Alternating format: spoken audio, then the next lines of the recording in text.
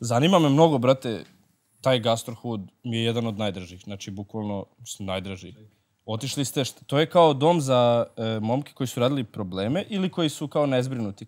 Ne, to su deca, brate, specijalnog vaspitanja, to su deca koja su pravila probleme i koji su to je maloletni zatvor. I eto, otvorili smo novu sezonu, ja bi ovom prilikom pozdravio braću Rimsku koronu, Božu, Goddamn Gang, celu priču, jer su prepoznali sve to i odazvali se celoj našoj ideji. I mi smo ti koji smo imali tu privilegiju da uđemo tamo gde su ta deca specijalnog vaspitanja, koje su nažalost završile na ulici jako rano, neko bez roditelja, neko je slučajno napravio probleme. I oni su bili sa nama i mi smo snimili jednu od najjačih epizoda Gastrohuda, jer nakon 30 godina je prvi put proglašena nova himna Poslovno sve što želim u ovom trenutku. Nova himna je proglašena i dobili smo nagradu za tu pesmu Ove noći ljube zoru, koju smo napisali i snimili u domu za decu sa specijalnim vaspitanjem.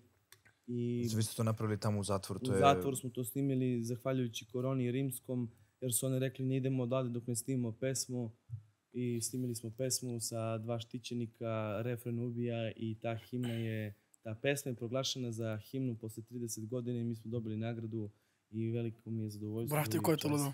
Svaka čast. Ali ne postoje, bukvalno bravo, ne postoje bolji ljudi koji su mogli da odu tamo i da urade tu celu emisiju. Da, moja je bila želja da to budu rimski korona, jer su oni, iako ih nisam znao pre toga, znali smo se preko interneta, podrška za jedan projekat, drugi, treći, lajkujemo se, čujemo se, upoznao sam ih lično, mnogo je repera sujetnih, mnogo je repera koji su zbog slave prodali bulju, rimski korona su braća koje su real priča, brat Boža koji daju sve od sebe i hvala im na tome što su prepoznali sve to i što su bili uz nas i velika mi je čast i zadovoljstvo što sam ih upoznao.